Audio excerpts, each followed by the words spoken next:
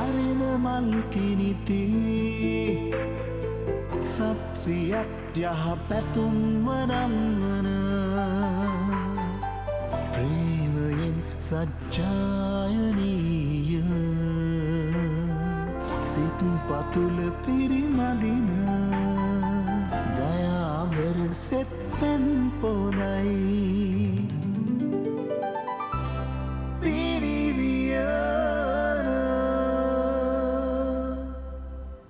ආයුබෝවන් සුන්දර වූ උදැසනක් ප්‍රාර්ථනා කරනවා. ජීවිතය කියන්නේ හරිම සුන්දර වූ දෙයක්. ජීවිතේ සුන්දර බවට අපිට පත් කරන්නේ ජීවිතේ අපිට සිද්ධ වෙන නරකම දේවල්. හේතුව අපිට නරක දේවල් වෙනකොට අද දවසේදී අපිට දුක හිතෙනවා, බිය දැනෙනවා. ඒ වගේම අපිට තරහ යනවා. ඉච්ඡාබංගත්වයටත් පත් වෙන්න පුළුවන්. හැබැයි දවසක අපි තේරුම් ගන්නවා අපේ ජීවිතයේ සිද්ධ වුණු මේ නරක දේවල් තමයි අපේ ජීවිතය සුබවාදී ඉසව්වකට තල්ලු කරේ කියලා. ජීවිතේ නරක දේවල් වෙනකොට අපේ ජීවිතේට මේ ශක්තියක් වෙන්නේ කියලා අපිට හිතන්නට පුළුවන් නම්, අපිට ධෛර්යයක් ලබා දෙනවා කියලා හිතන්නට පුළුවන් නම් දවසක අපි තේරුම් ගනීවි අනිවාර්යයෙන්ම එය තමයි අපේ ජීවිතයේ සුබවාදී ඉසව්වකට තල්ලු කරේ කියලා. එසේනම් අපි සූදානම් අදත් සුපුරුදු විදිහට බොහොම ආදරණීයව අඟහරුවාදා පිනිවියන මේ විදිහට ආරම්භ කරන්න.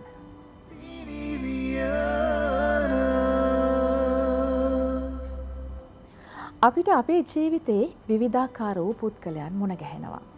ඒ පුද්ගලයන් අපිට සමහර වෙලාවට අපේ ජීවිතයට සම්බන්ධ වෙන්නේ කොහොමද කියලා අපිට තේරුම් ගන්නට හැකියාවක් නොතිබෙන්නට පුළුවන්. විවිධාකාර වූ සේවාවන් සපයන පුද්ගලයන්, විවිධාකාර වූ රැකියාවන් වල නියුතු වන පුද්ගලයන් මේ සියලුම දෙනා අපේ ජීවිතයේ කොටස්කරුවන්.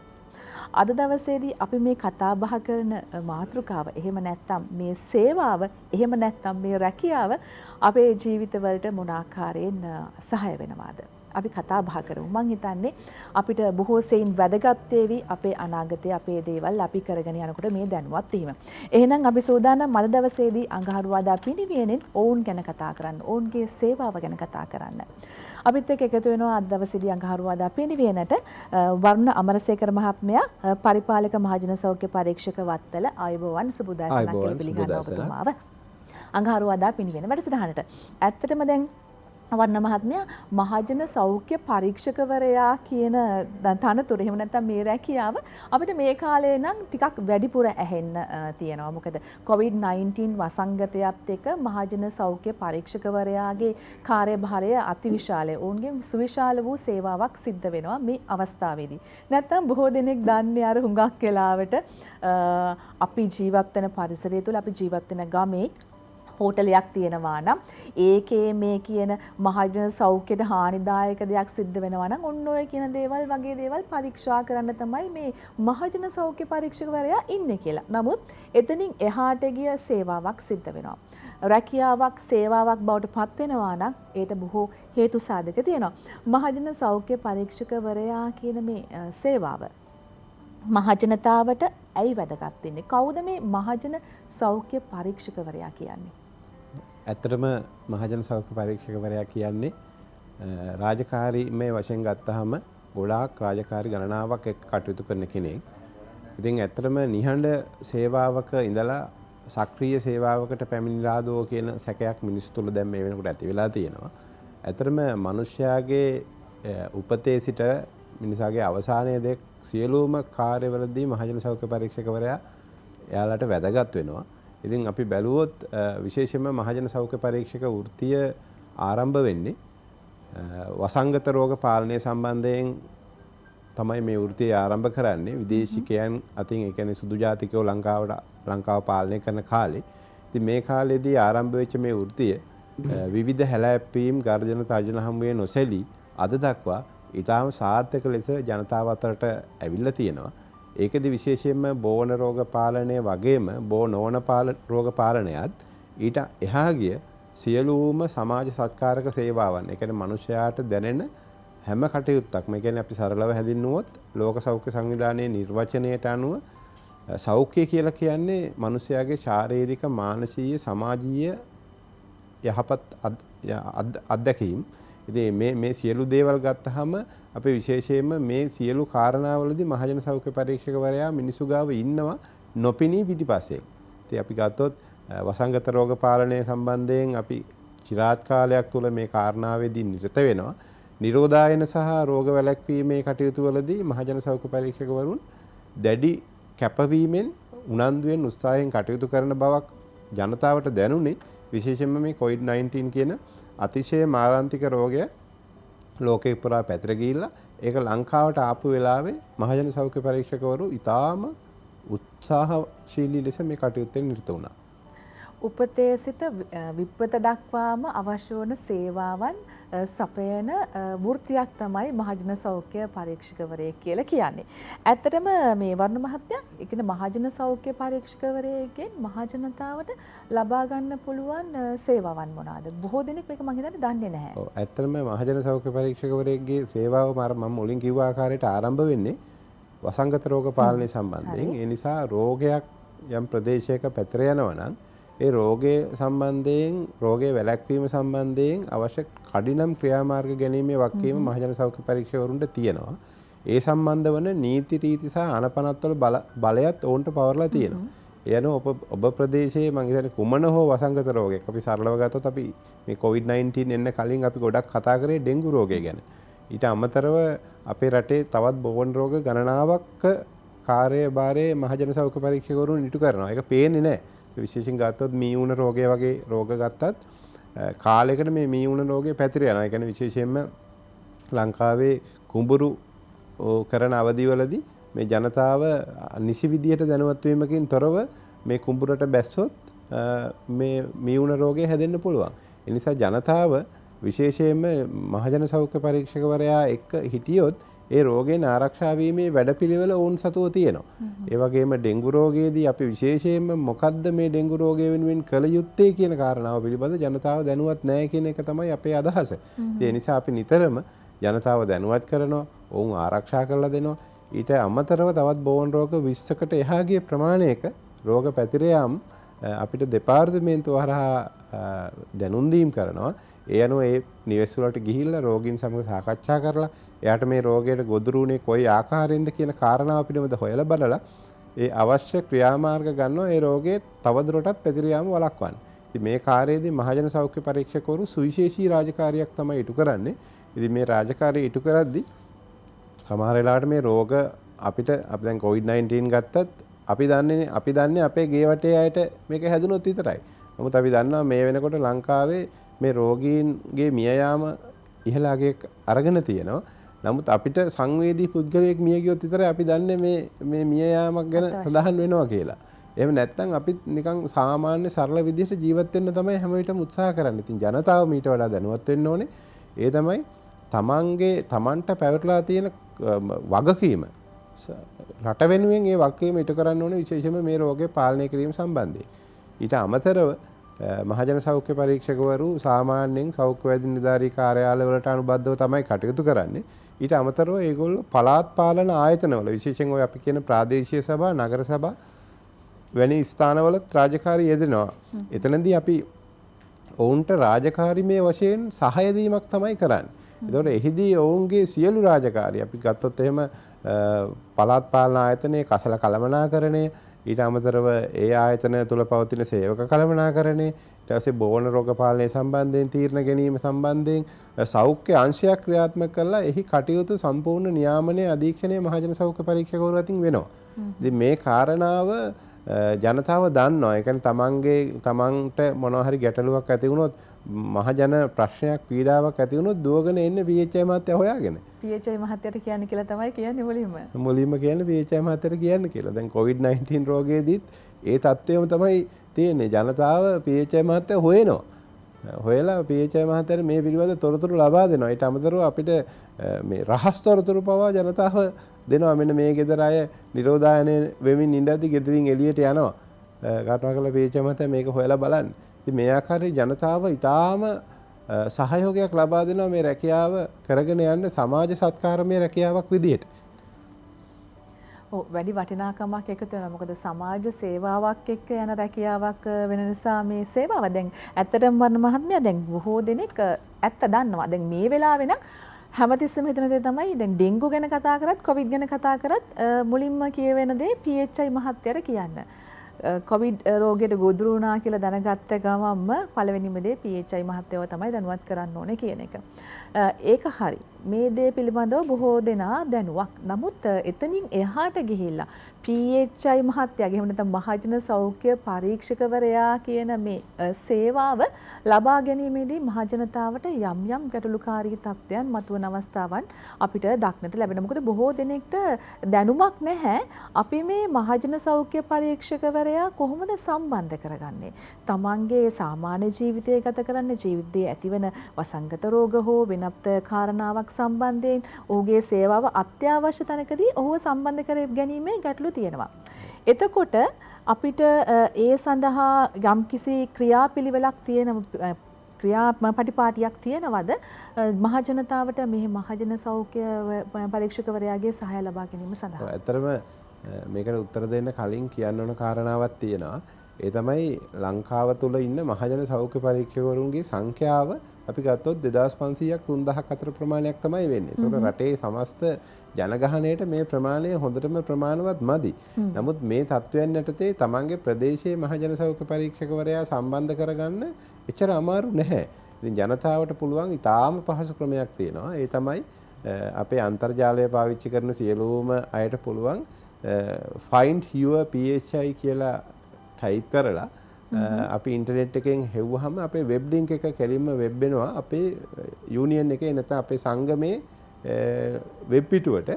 ඒකේ සර්ච් බටන් එක ඔබලා අපිට පුළුවන් අපේ ප්‍රදේශයේ ගම්පහ දිස්ත්‍රික්කේ නම් දිස්ත්‍රික්කය, අපි ජීවත් වෙන්නේ වත්තල නම් වත්තල අපි ජීවත් වෙන කලාපේ අපි හිතමුකෝ මහභාගය කියලා නැත්නම් මත්තුමගල කියලා. ඒ මත්තුමගල කියලා කියන කොටසට ගැව්ව ගාම ඒකේ එනවා PHI මහත්තයාගේ ටෙලිෆෝන් නම්බරේ. ඒතර දැන් මේක කරගන්න බැරි කෙනෙක් ඉන්නවා නම් මේ වෙනකොට අපිට හැකියාව තියෙනවා ග්‍රාම නිලධාරීතුමාගේ නම්බර එක ගොඩක් අය ගාව තියෙනවනේ. එතුමා ගාව තියෙනවා ඒ ප්‍රදේශයේ PHI මහත්තයාගේ නම්බර එක මේ වෙනකොට මේ COVID-19 වසංගත තත්ත්වයට එක්කලා. ඊට අමතරව ඒකත් කරගන්න බැරි කෙනෙක් ඉන්නවා නම් අපිට 119 ඒ කියන්නේ පොලිසියේ හදිසි දුරකථන ඇමතුමට කතා කරලා ළඟම තියෙන පොලිසියෙන් මේ සෞඛ්‍ය වෛද්‍ය නිලධාරී කාර්යාලයේ නම්බර එක ඉල්ලගෙන PHI මහත්තයාගේ නම්බර එක සම්බන්ධ කරගන්න පුළුවන්. එහෙම නැත්නම් නමම කියලා ඉල්ලීමක් කරොත් මේ දුරකථන අංකය ලබා ගැනීමේ හැකියාව තියෙනවා. පොඩි ප්‍රශ්නයක් තියෙනවා. ඒ තමයි දැන් මේ දිනවල මහජන සෞඛ්‍ය පරීක්ෂකවරු අතිශය කාර්යබහුලයි. ඉතින් සමහරලාට ඔබ ගන්න දුරකථනය පළවෙනි මොහොතේම ආන්සර් නොකරන්න පුළුවන්.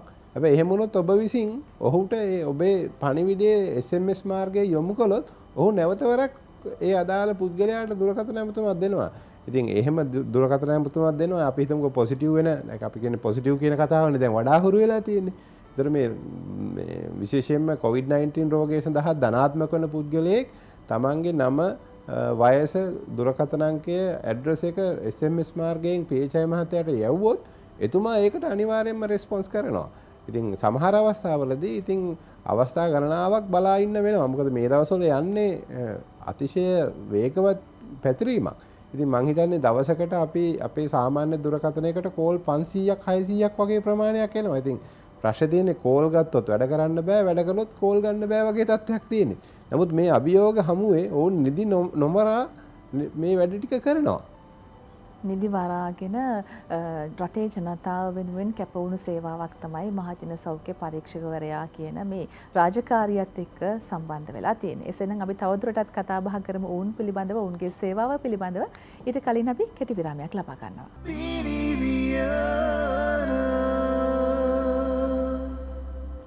නැවතත් අපි එකතු වෙනවා අඟහරුවාදා පිරිනිවනත් සමගින්ම. අපි මහජන සෞඛ්‍ය පරීක්ෂකවරයා කියන මේ වෘත්තියත් එක්ක බැඳුණු කාර්යභාරය පිළිබඳව තමයි කතා බහ කරමින් සිටියේ. ඒ පිළිබඳව කතා බහ කරන්න අද දවසේදී අපිත් එක්ක එකතු වෙලා ඉන්නවා වත්තල පරිපාලක මහජන සෞඛ්‍ය පරීක්ෂක වර්ණ අමරසේකර මහත්මයා. දැන් වර්ණ මහත්මයා අපි දන්නවා දැන් මේ කතාවේදී පැහැදිලුණ කාරණාවක් තමයි ඉතා බරපතල කාර්යභාරයක් සිද්ධ වන සේවාවක් තමයි වෘත්තියක් තමයි මහජන සෞඛ්‍ය පරීක්ෂකවරයෙක් කියලා කියන්නේ. හැබැයි මේ කියන මේ සේවාව මේ කියන වෘත්තිය නිසියාකාරයෙන් මහජනතාවට ලබා දෙන්න නම් මහජනතාවගේ ලැබෙන සහයෝගයත් හරිම විශේෂයි. මොකද ඔවුන් හරියට සහාය දුන්නොත් පමණයි නේද මේ කියන මහජන සෞඛ්‍ය පරීක්ෂකවරයාගේ සහාය. එහෙම නැත්නම් මේ සේවාව මහජනතාවට නිසියාකාරයෙන් ලබා දෙන්න පුළුවන්කම තියෙන්නේ. ඔව් ඒක ඇත්තම කතාව ඒකයි. ඒ කියන්නේ මහජන සෞඛ්‍ය පරීක්ෂකවරු නිතරම කටයුතු කරන්නේ ජනතාව සමග. ඒතර ජනතාව සමග කටයුතු කරද්දී ජනතාවගෙන් ලැබෙන සහයෝගය අතිශය වැදගත්. ඒතර ජනතාව යම් කිසි අපි උදාහරණයක් අරගෙන ගත්තොත් එහෙම අපි COVID-19ම ගත්තොත් උදාහරණයට ජනතාව තමන් ආශ්‍රය කරපු අය පිළිබඳව සත්‍ය තොරතුරු නොදුන්නොත් මේ මහජන සෞඛ්‍ය පරීක්ෂකවරයාට මේ රෝගය පාලනය කරන්න බෑ. ඉතින් ජනතාව ඊටාම ලෙන්ගතුව මේ නිලධාරියා සමග සම්බන්ධ වෙලා එයාට සත්‍ය තොරතුරු දෙන්න ඕනේ. දුන්නාම තමයි ඔහු ඒට අදාළ ක්‍රියාමාර්ග ගන්න. ඉතින් සමහර කෙනෙක් නිරෝධායන ක්‍රියාවලියට බය වෙලා තොරතුරු නොදී ඉන්න පුළුවන්.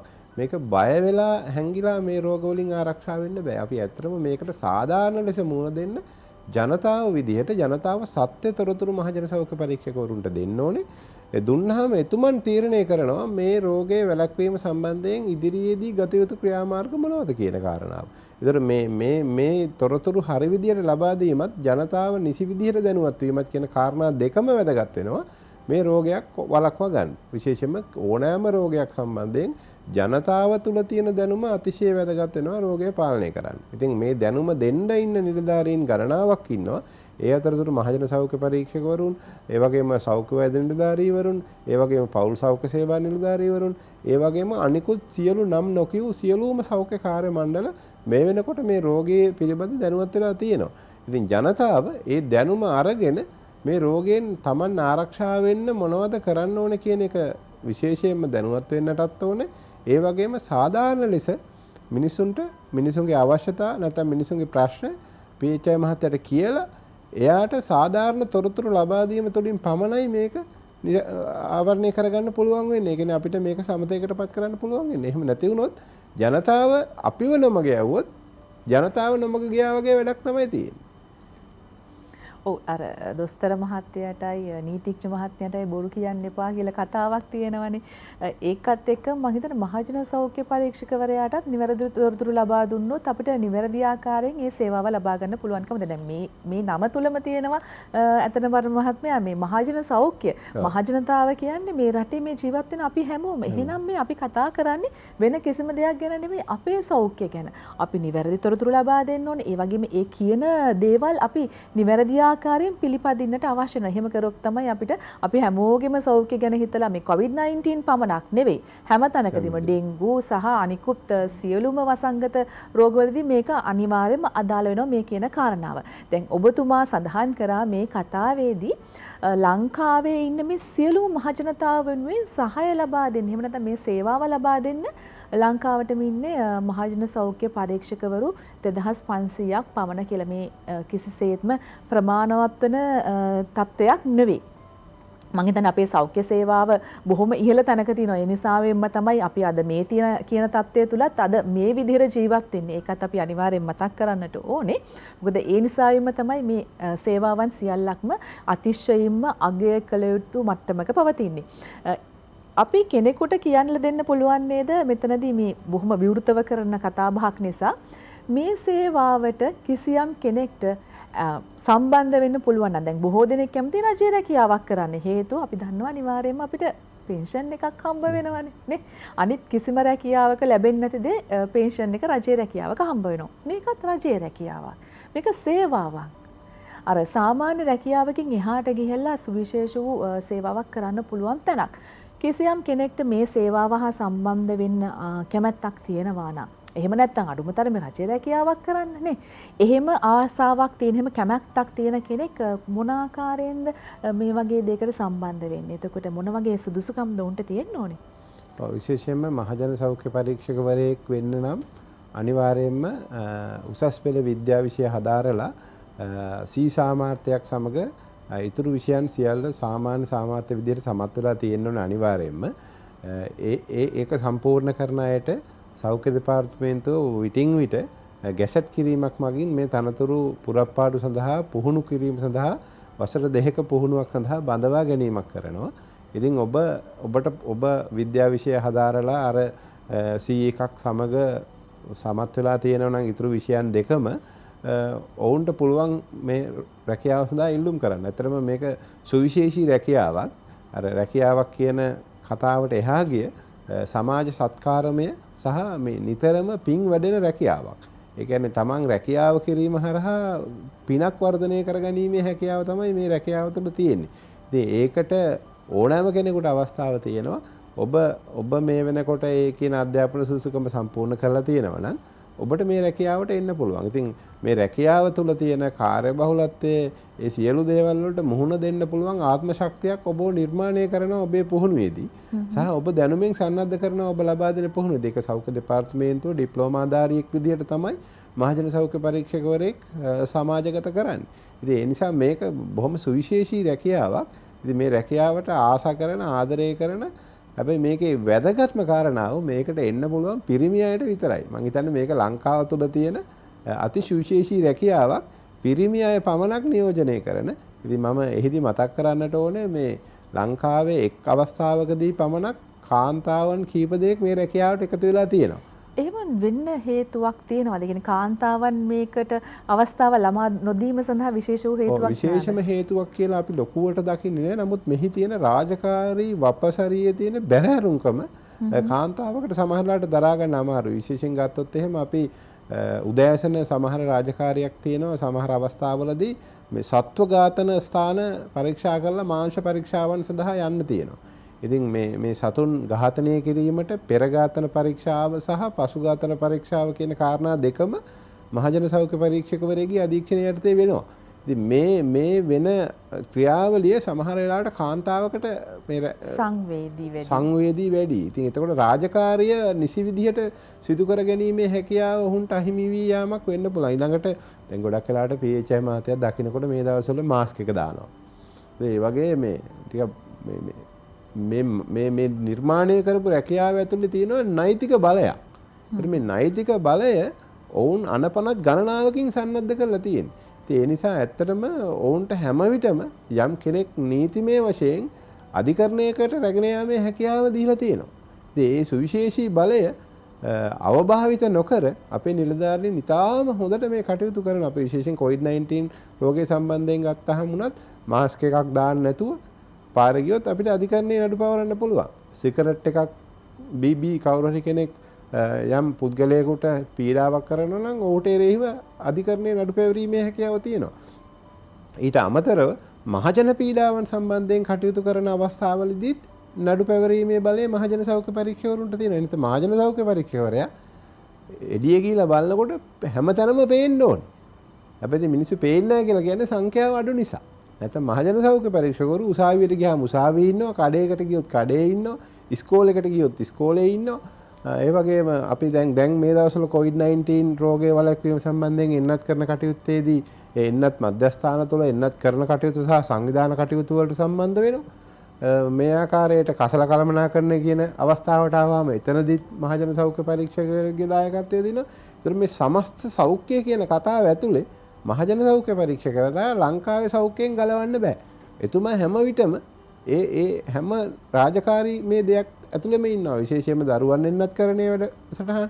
ඊළඟට ප්‍රදේශයේ සුනක මර්ධන කටයුතු, ඒ කියන්නේ සුනක යන බෝ වෙන ජල බීතිකා රෝගය මර්ධනය කරන්න. මේ හැම කටයුත්තකදීම මහජන සෞඛ්‍ය පරීක්ෂකවරයා අදාළ ස්ථානයේ ඉන්නවා. දැන් විශේෂයෙන්ම ඩෙන්ගු රෝගයේ යම් කිසි කෙනෙක් හිතාමතා බෝ කරනවා නම් ඔහුට එරෙහිව අධිකරණයේ නඩු පෙවරෙනවා. ඒ නිසා මේ කාරණා තුළදී ඔහු නීතියෙන් බලාත්මක කරපු සන්නද්ධ කරපු නිලධාරියෙක්. අර ඔබතුමිය මතක් කරපු විදිහට මේකට එන්න ඇවිල්ලා ඔබත් මේ රටට ලොකු සේවාවක් කරන්න පුළුවන්. ඒ නිසා ඔබත් තරුණ ජවයක් හිමි කෙනෙක් නම් පිරිමි අයෙක් නම් ඔබට පුළුවන් සෞඛ්‍ය දෙපාර්තමේන්තුව වාර්ෂිකව අපි ගැසට් කරනවා මේ රැකියාව සඳහා ගන්න. ඉතින් එනවත් අඩුයි අපිට තේරෙන විදිහට. නමුත් මේක බොහොම සුවිශේෂී රැකියාවක්. බොහොම ආසාවෙන් ආදරෙන් කරන්න පුළුවන් රැකියාවක්.